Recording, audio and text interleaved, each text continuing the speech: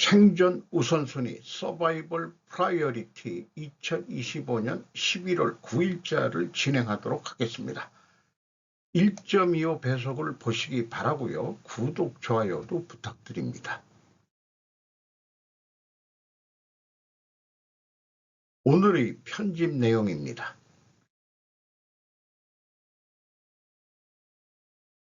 이창용 재정절벽 떨어지기 전에 건전성 강화 나서야 라는 제목으로 장영은 이데일리에서 11월 9일 새벽에 오전 5시에 보도했습니다. 이창용 한국은행 총재 코리아 소사이어티와 인터뷰, 각국 확장 재정 관련 질문에 모두 정답 알지만 어려워, 복지 줄이거나 세금 올려야, 정치적으로 어려운 결정, 한강 프로젝트 자랑스러워 은행 중심 발행 지지, 각국이 확장 재정을 펼치면서 정부 재정 적자가 급증하고 있는 것과 관련 재정 절벽, 피스칼 클리프와 같은 위기 상황이 오기 전에 재정 건전성 강화를 위한 조치에 나서야 한다고 강조했다. 재정 절벽이란 정부의 재정 지출이 갑자기 삭감되거나 중단돼 경제에 충격을 주는 것이다. 눈덩이처럼 불어나는 재정 적자, 지속 가능하지 않아. 국채의 안전자산, 세이프 어세트 지위가 영향을 받을 것인지 등의 논의가 됐다.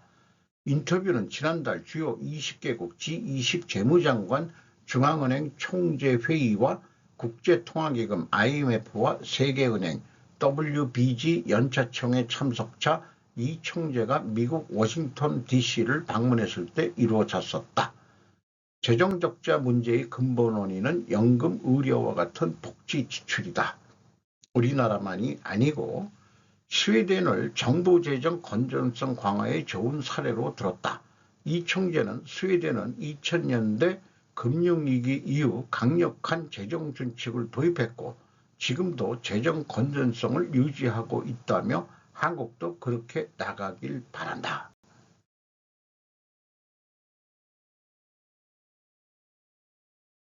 프로젝트 한강의 자부심, 스테이블 코인 발행은 은행 중심. 프로젝트 한강은 한은이 시중은행과 함께 진행한 예금 토큰 실거래 실험이다. 예금 토큰은 기관 간 거래에 쓰이는 중앙은행 디지털 화폐 CBDC를 기반으로 발행된 예금 기반 원화 스테이블 코인이다. 지난 4월에서 6월 1단계 실험을 진행했으며 개인 간 송금과 국고금 관리 등을 골자로 한 2단계 실험을 준비 중이다. 만약 원화 스테이블 코인을 발행한다면 은행 중심으로 발행해야 한다는 점을 강조하고 있다고 부연했다. 민간 스테이블 코인은 여러 통화가 혼재하고 가격이 변동될 위험이 있다라고 언급을 하고 있는데 민간 스테이블 코인은 미국 달러 스테이블 코인, 우리나라에 이미 트럼프 일가가 사업체를 차렸죠. 제가 그거를 기억하고 있습니다. CBDC와 예금 토큰 개발을 계속하면서 기축통화 지위를 바탕으로 한 높은 수요에 힘입어 이미 스테이블 코인 시장을 독점하다시피 하고 있는 미국과는 상황이 다르다는 것이다. 이것이 이제 핵심인데 이걸 좀 논리적으로 생각을 해보도록 하죠.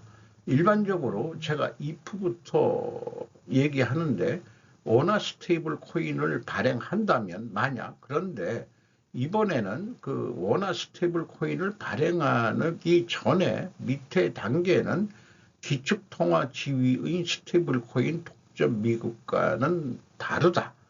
그래서 만약에 원화 스테이블 코인을 원화로 발행한다면 그것은 은행 중심의 발행이 되어야 한다는 것이죠.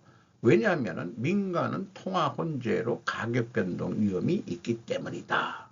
이렇게 되는데 민간이 하면은 통화 혼재로 가격 변동 위험이 근본 원인 가정이라고 한다면은 필연적으로 존재할 다른 결과는 달러 스테이블 코인 경쟁에서 한화 원화 스테이블 CBDC 발행이 밀릴 것이다.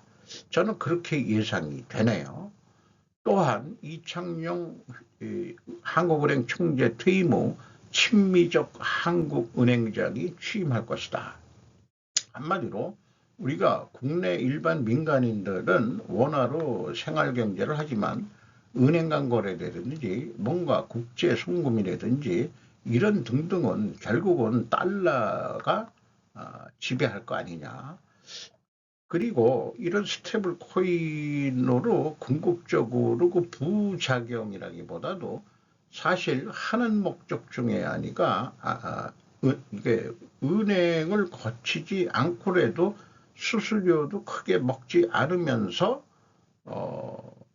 자금 세탁 내지는 송금을 할 수 있는 그런 장점이 있는 거 아니냐. 그러니까 한국만 원화 스테이블 코인을 발행한다고 이게 해결될 문제 같지가 않습니다.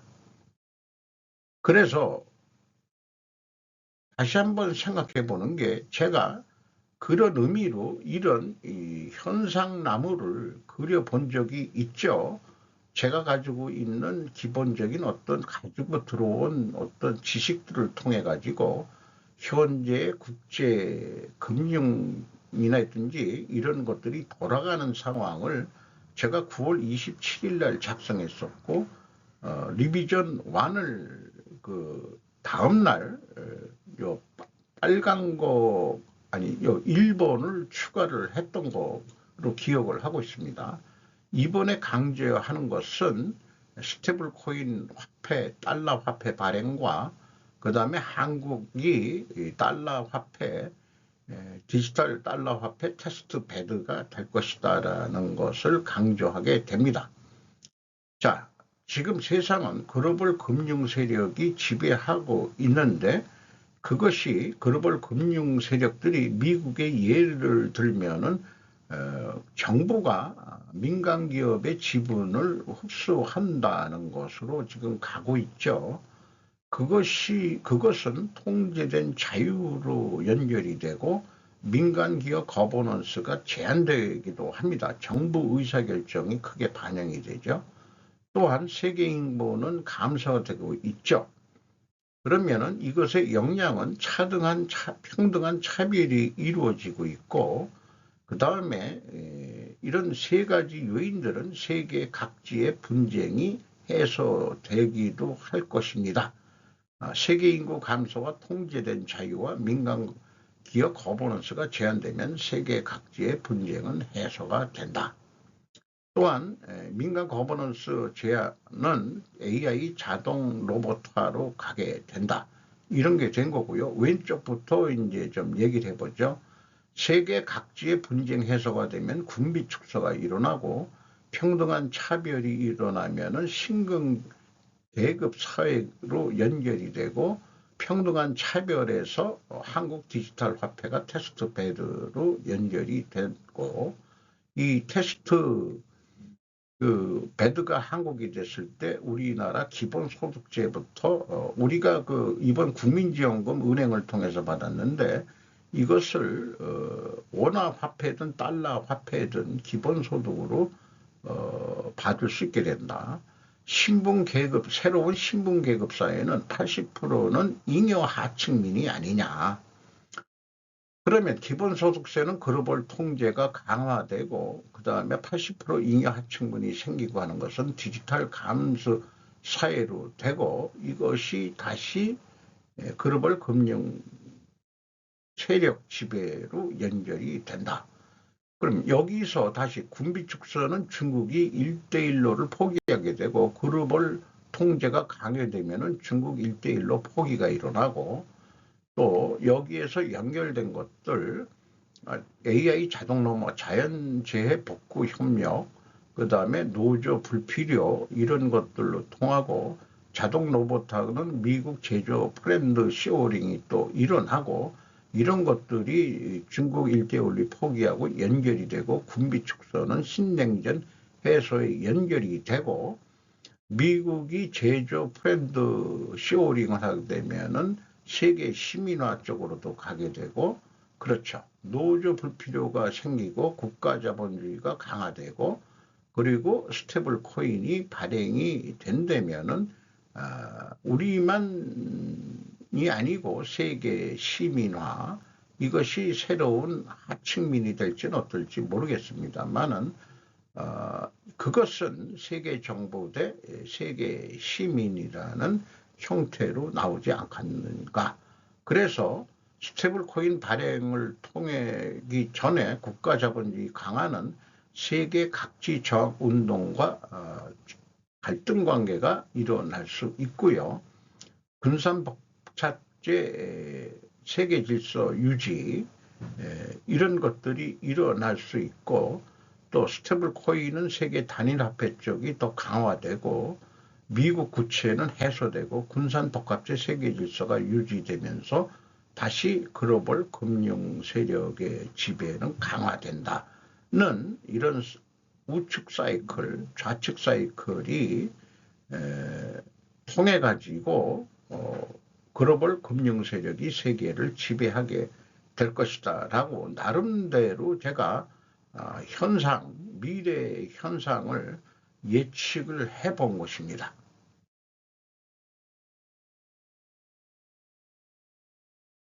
한국 이재명 대통령 한중관계 전면 회복 의미가 있다. 머니투데이 재팬입니다. 11월 8일. 자신의 SNS에 올린 글에 시진핑 중국 국가주석과의 첫 한중 정상회담에 대해 한중 관계를 전면적으로 회복하고 전략적 협동 동반자로서 실리와 상생의 길을 다시 함께 한다는 점에서 매우 뜻깊다고 평가했다. 그는 또 시 주석의 초청 의사가 나타난 이상 머지않아 장래에 중국을 방문해 양국이 보다 가까운 이웃으로 발전하기를 기대한다. 인적 지방 레벨에서의 교류도 확대해 우호적인 관계를 한층 더 깊게 해갈 방침을 나타냈다. 아울러 실버 산업, 혁신 스타트업, 농산물 무역, 미디어 교류 확대 그리고 보이스피싱과 같은 국경을 초월한 범죄 대응에서도 적극 협력해 나가기로 두 정상은 합의했다.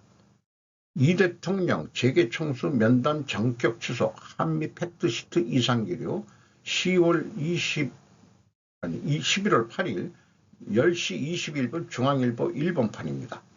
언제 끝날지 모르는 한미 관세협상 최종 서류 작업 때문인가 대통령실이 10일로 예정됐던 재계총수와의 간담회를 돌연 취소했다. 관세 타결에 따른 후속 대책도 논의할 예정이었다. 기업 측이 이 대통령에 대해 국내 투자 고용 확대나 협력사 지원 방안 등을 선물로 내놓을 것이라는 관측도 있었다. 한미 양국의 관세 협상을 최종 타결했지만 통상 안보 협의 내용을 정리한 조인트 팩트시트 작업은 아직 끝나지 않았다. 이렇게 소개를 하고 있습니다. 실용주의 외교란 것이 다른 말로는 양다리 외교라고 저는 생각합니다. 친중할수록 미국의 압력은 이제는 간접에서 직접으로 특히 금융면에서 한국은 미국의 정성기업이 될 수 있다라고 볼 수 있겠습니다. 양다리를 하면 할수록 한국은 미국의 노골적인 간섭을 이제 받기 시작할 것이다. 그동안에는 간접적으로 뭐 좀 이렇게 하고 우방이다 했는데 미국의 이익을 위해서는 한국의 그 정치 체제나 또 이런 것들을 어떠한 식으로든 관여를 할 것이라고 그렇게 예상이 됩니다. 그러니까 제 얘기는 이재명 대통령이 실용 외교라는 이름으로 양다리 하지 말아라는 것이 제 개인적인 입장이기도 합니다. 현재 우리나라로서는 2조 500년 동안 전략적 그거를 협력 동반자로 옛날 조선시대로 돌아가겠다는 뜻으로 불이 들리지 않기 때문입니다. 중국인들도 계속 지금 들어와 가지고 지금 난리 부르스인데 또 마약도 제주도에서 계속 그 적발이 된다고 그러죠. 무비자 있고 이런 등등으로 해서는 이거는 안 되는 얘기입니다. 아니 미국은 멕시코 국경에 철책까지 세우면서 그걸 막으려고 하고 있는데 우리는 무비자백작으로 중국산 마약들이 제주도에서 계속 적발되고 한국이 이 마약 청정국이 아니고 이제는 마약 유통지, 물류지 뭐 이런 게 됨으로써 아주 그 바람직하지 않은 부정적인 그런 나라가 되고 있는 것 같습니다.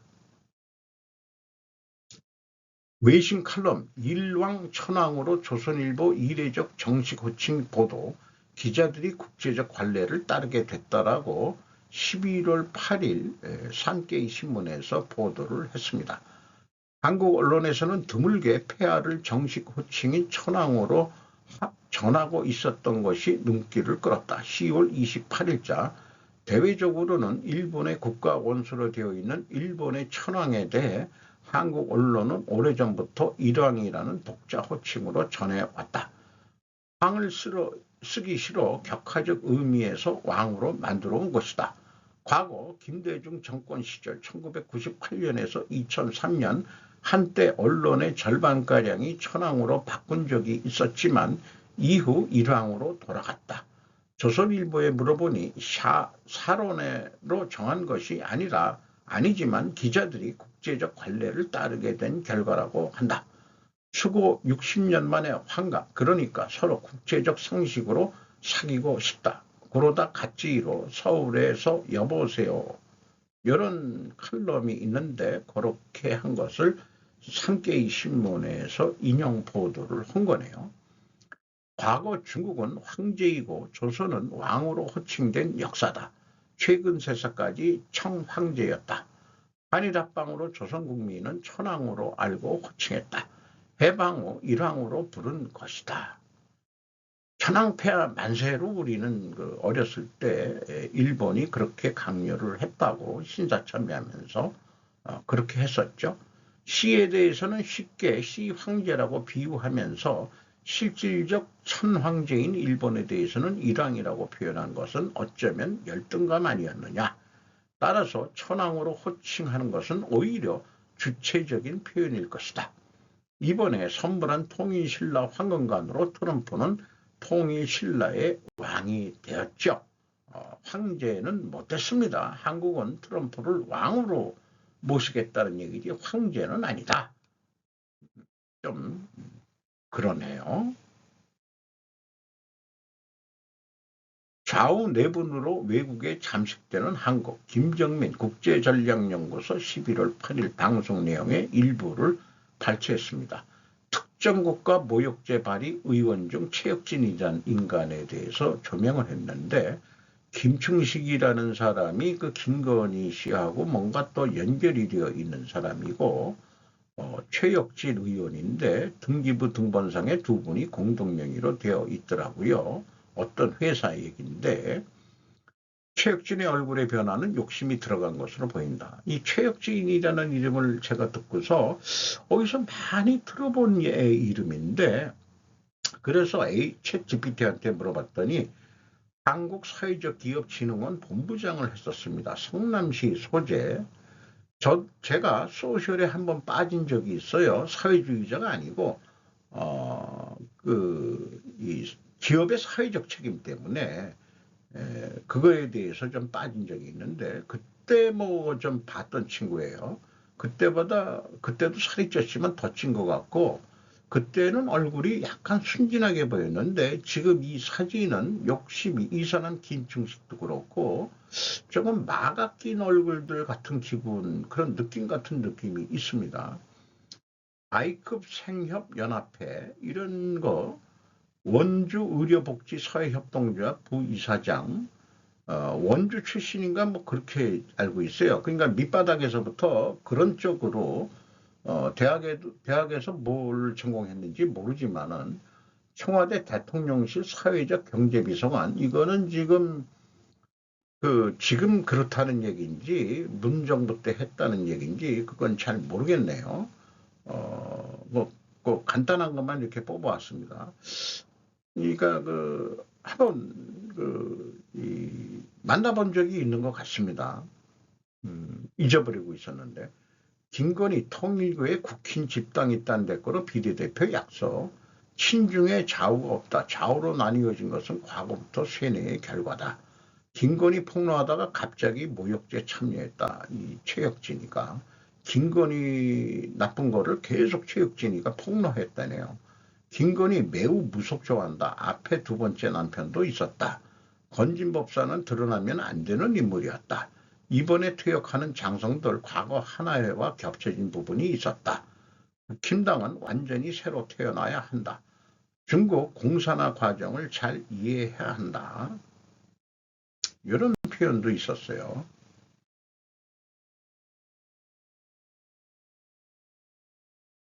사회주의 시장과 월스트리트가 공존할 수 있을까요? 뉴욕은 곧 알게 될 것입니다. 닉 네이스먼, 자나키 차다, 리바드, 폴리티코, 정치 매체 신문이죠. 11월 7일 보도 내용입니다. 고담이라고 했는데 고담을 뉴욕을 고담으로 비유한 것 같습니다. 배트맨의 고담시. 고담의 비즈니스 엘리트들은 세금을 인상하고 억만장자가 존재해서는 안 된다고 믿는 젊은 민주사회주의자에 대해 경계하지만 개방적인 견해를 취하고 있습니다. 비즈니스 지원을 받는 뉴욕시 파트너십의 사장인 캐시 와일드는 유권자와 시장 당선자 간의 관계를 슬픔의 7단계로 비유했습니다. 억만장자 석유 임원이자 식료품점 재벌이자 도널드 트럼프 대통령의 동맹인 존 카타마티디스는 똑똑한 기업인들은 조심해야 전투에 나갈 수 있다고 발언을 한 걸 소개하고 있고, 모든 달걀을 한 바구니에 담지 말라는 옛 표현을 기억하시나요라고도 언급을 했답니다. 시장 당선자는 주 공무원들이 무료 보육 및 서비스와 버스와 같은 선거 공약을 이행하기 위해 기업과 뉴욕 시민들에게 세금을 인상할 수 있도록 허가를 받기를 원합니다. 그의 극좌 민주주의 사회주의 수용은 의원의 지지를 받았습니다. 이번 주 맘다니는 수요일 오전 연설에서 JP모건 체이스의 CEO 제이미 다이먼을 견제하는 등 가장 큰 자본가들과 대화하고 협력할 의향이 있음을 시사했습니다. 맘다니는 모든 이슈에 대해 합의를 요구하지 않는 리더십 스타일을 구현하기 시작하는 것이 매우 중요합니다라는 발언을 했습니다. 이는 우리가 의견 충돌이 있는 뉴요커들까지도 만날 수 있어야 한다는 것을 의미합니다. 그래서 JB 다이먼과 함께 하든 다른 비즈니스 리더들과 함께 하든 그런 종류의 회의를 가질 수 있기를 기대합니다. 당선되고 나서 오픈마인드로 얘기는 해보자. 모든 것을 요구하지는 않는다. 거대 기업들이 뉴욕의 온건파인 민주당 주지사 캐시 호철이 맘다니의 세금 인상을 막기 위해 노력하고 있습니다. 주지사는 소득세와 사업세 인상에 반대합니다. 민주당 주지사지만은 그렇게 하기 위해서는 민주당이 지배하는 주의회의 승인을 받아야 하며 호철이 서명해야 합니다. 이 호철이라는 인물이 영어 스펠링으로 호철로 되어 있습니다. 사람들의 이탈은 없을 것입니다. 분명히 떠날 사람들은 있지만 도시가 안전하고 번영한다면 월스트리트 트렌드나 부동산 트렌드가 될 것 같지는 않습니다. 라고 개발회사 마그 파트너즈의 사장 겸 CEO이자 뉴욕 부동산위원회의 일원인 메리앤 길다티는 말했습니다. 트럼프의 동맹이자 헤지펀드 거물로 시장 선거에서 단일 최대 기부자 중 한 명이자 맘다니에 반대했던 빌 에크먼은 소셜미디어 게시물을 통해 선거 당일 밤 그를 축하했습니다. 뉴욕시를 도울 수 있다면 무엇을 할 수 있는지 알려주세요라고 그는 말했습니다. 수요일 맘다니에게 연락을 취한 것으로 알려진 다이먼은 평생 민주당을 탈당하고 무소속으로 미시간 주시사 선거에 출마한 마이크 덩컨 디트로이트 시장과 함께 CNN과의 자담의 인터뷰를 가졌습니다. 그래서 디트로이트 시장에 했던 그런 것들을 본받아가지고 뉴욕시를 운영해 줬으면 한다고 그 다이머는 어저께 소개한 방송에 그렇게 표현을 했었죠. 한 가지 견해는 무료 버스, 동결된 임대료 등 만 단위의 주요 플랫폼이 대담한 조치를 취하겠지만 궁극적인 정책은 더욱더 미묘해질 것이라는 점입니다. 그러니까 이 금융가들하고 그 부자들하고 뭔가 타협이 이루어지지 않겠느냐 이런 것을 암시하면서 뉴스는 막을 내리네요. 정치, 돈 추궁 본격화, 규제, 뒷돈 우용, 다카이치 정권의 실현, 지지통신 정치부에서 11월 9일 07시 8분입니다. 인민의 노다 요시히코 대표는 7일의 기자회견에서 오랜 현안인 기업 단체 헌금 재검토를 향해서 자민당 포위망을 구축하고 싶다는 생각을 나타냈다. 규제 강화안은 헌금의 수용을 정당 본부와 도도부연에 한정한다는 내용. 다카이치 사나이 수상이 수락을 거부해 공명의 연립 이탈로 이어진 안이다. 수상은 답변에서 신중하게 논의할 필요가 있다라고 반복하고 있지만 자민 이외의 많은 당이 보조를 맞추면 곤란한 입장에 몰릴 것 같다. 10일부터의 참의원 예산위원회에서는 비자금 사건으로 정치자금 수지보고서에서의 불기재가 있던 의원의 요직 기용이 논점의 초점이 될 것 같다. 비자금 사건과 더불어 인민들은 주간 문춘이 보도한 임방정 총무상 측의 선거운동 동원 매수 의혹도 추궁할 대세다. 공산당 기관지 친문적기 이력판이 보도한 유신의 후지타 후미답게 공동대표 측에 의한 공금 환류 의혹에도 목적을 둔다. 뜨거운 여야의 국회 논전은 높은 지지율로 출범한 고시 정권의 실현이 될 것으로 보인다. 다카이치 수상 옆에 앉아있는 여성 의원은 누군지 잘 모르겠네요. 이 사람이 하이시상, 이 사람이 적은 것 같은데, 고이즈미 국방상인 것 같고, 쳐다보고, 뭐, 말을 걸려는 것 같고, 뭐, 그런 핵심 인물들이 좀 있는 것 같습니다. 이 속기사들인가? 그렇죠? 이게 잠깐 그런 사진이 게재가 됐네요. 65세 정년 연장 20%만 웃는다. 세대 간 일자리 전쟁 포성. 김정민 2대1리 11월 9일입니다. 민주당 연내 65세 정년 연장 입법 추진키로 한꺼번에 올리는지 알았는데 그런 것 같지는 않습니다. 2027년부터 63세로 연장하고 2033년까지 65세 정년 연장한다. OECD 중 대기업 비중 최하위 300인 이상 임금 근로자 18%에 그친다. 20대 쉬었음 41만 명으로 급증, 원하는 일자리가 없어서 정년 연장 수혜 대기업의 직종, 세대 간 일자리 다툼 격화 우려. 그러나 현재 노동시장 상황만 보면 당초 입법 취지와 달리 고령층 생계보장이 아닌 좋은 일자리를 선점한 상위 20%에만 유리한 제도가 될 공산이 크다는 지적이다. 정년 연장 수혜가 대기업과 공공기관 등 좋은 일자리에 쏠려 진입장벽을 높일 수 있어서다. 좋은 일자리는 항상 부족하고 대기업 일자리는 OECD 최하위다.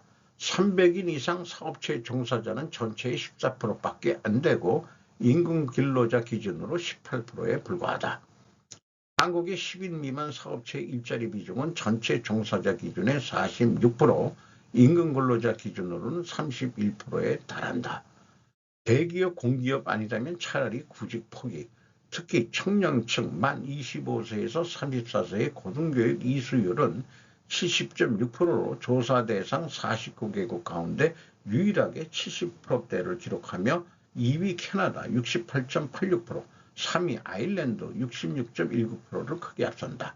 이 중 청년층 15세에서 29세 쉬었음 인구는 44만 7천 명으로 전체의 16.9%를 차지했다.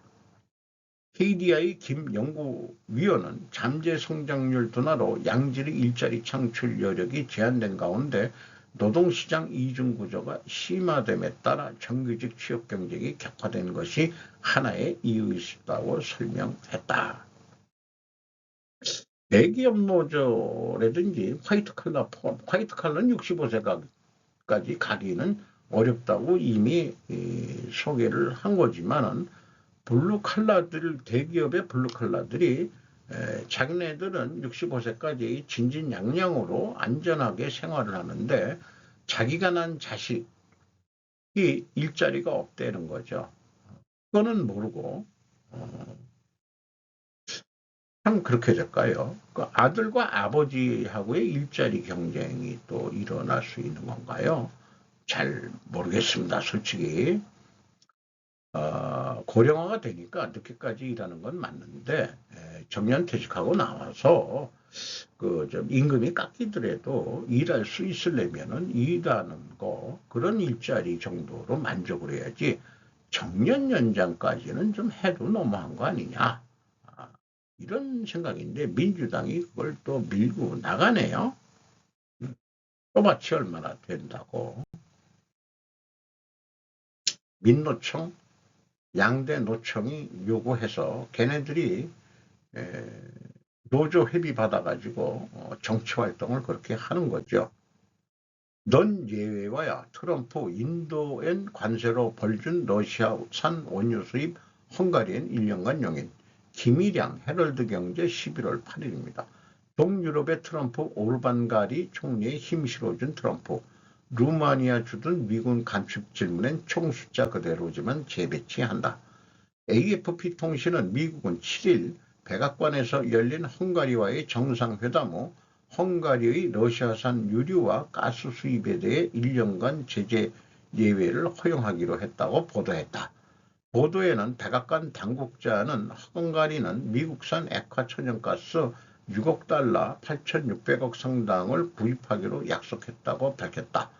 헝가리가 드루즈바 송유관을 통해 러시아로부터 공급받는 물량은 전체 원유 수요량의 64%에 달한다. 트럼프 대통령은 헝가리는 바다도 없고 항구도 없어서 어려운 문제를 안고 있다며 헝가리는 유럽 국가들과 다른 위치에 있다고 설명했다.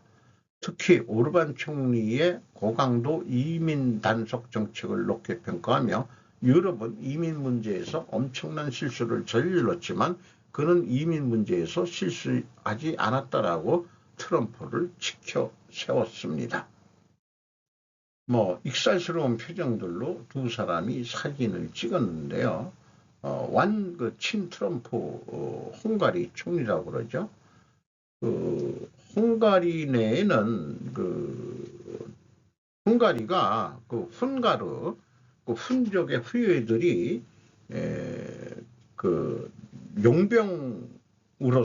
용병으로서 어떤 귀족 계급을 형성해서 옛날부터 그들이 사는 지역은 세금 면제를 받으면서 살고 있다고 하죠. 그런 거를 헝가리 출신 작가의 책을 보고서 알게 됐는데 훈이라는 게 지금 훈족 이런 것들이 흉노족 이런 거하고 연관이 되죠. 그런 거로 봐가지고 또 발해가 어느 날 없어졌는데 어디로 갔느냐 이런 등등 이런 거하고 연결해서 헝가리 내에는 동양계의 피가 많아서 지금 흰 색깔이지만 눈동자도 검고 머리도 검은 그런 헝가리인들이 꽤 많습니다. 북유럽에는. 일본과 한국이 힘을 합쳐 중국을 공격할까? 피터 자이안이 11월 5일 방송인데 적의 적은 나의 친구다라는 말은 누구나 들어봤을 법한데 한국과 일본이 중국에 맞서 동맹을 맺는 것에는 이 말이 적용되는지 잘 모르겠습니다.